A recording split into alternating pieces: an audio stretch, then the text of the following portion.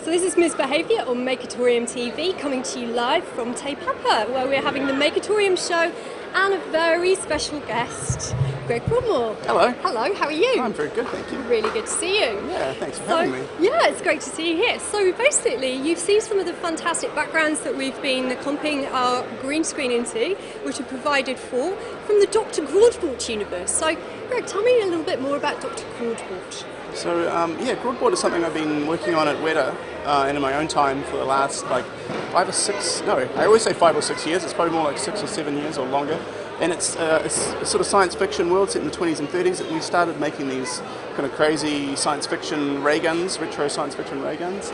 And it sort of developed from there into a series of books that I've written, comics, and now an exhibition, and some other big projects we've got percolating in the background. So, fantastic. Yeah, it's been a really fun sort of evolutionary road to travel. We've been, we started making this stuff and then just sort of went wherever our sort of hearts, And you originally said that the ray guns were inspired by artworks that you'd painted. Is that right? Yeah.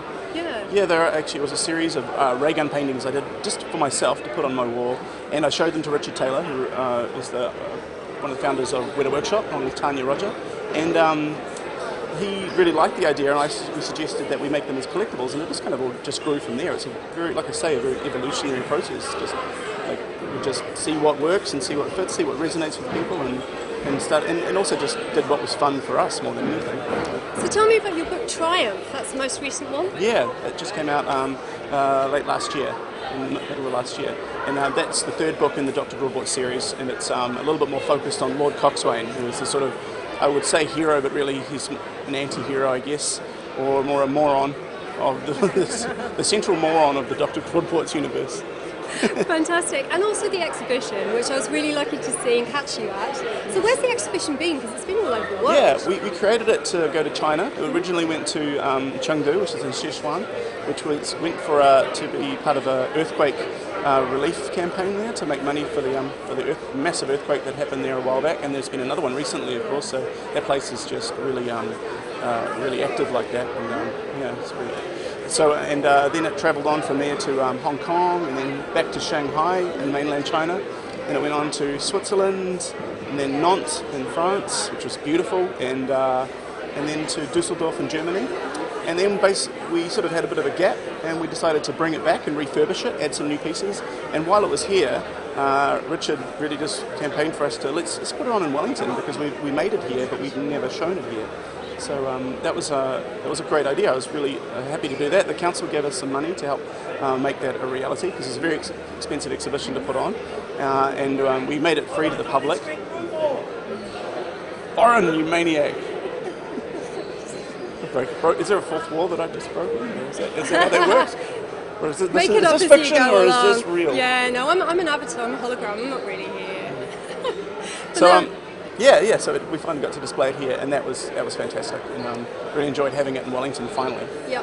So tell me about the competition that you've got going. So you've got your Facebook page, and you've currently got a competition where people can make their own comic. Is that right? Yeah.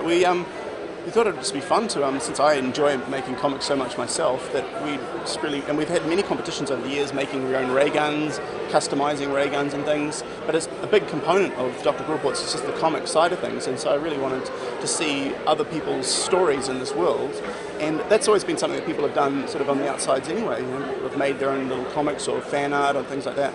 And I thought it's something I just wanted to encourage and see how other people interpreted it. So we just started that, and we've got a handful of entries rolling in, which is cool. And it's meant to encompass everything from stick figure, drawings with funny gags, through to elaborate Photoshop and whatever else constructions if people want to go crazy with it. So. Fantastic. So if you want to have a go, Broadmore Industries want you to make comics. So what's the one thing that you've seen at Makertorium today that's made you go, wow, if I can say such a thing? Yeah, that's really hard to say. The thing that geeks me out the most is those copters over there. There's an octo and a hexacopter, and those are just amazing looking. They just kind of get the inner geek and the design geek in me. Just the shapes and the idea of them is very cool. I want to fly one right now. Yeah, me too. Yeah. Should do it. Let's go and hijack one. Well, fantastic to see you. Thanks heaps for coming in, and carry on making awesome stuff. Thank you. I will. I'll try. Cool.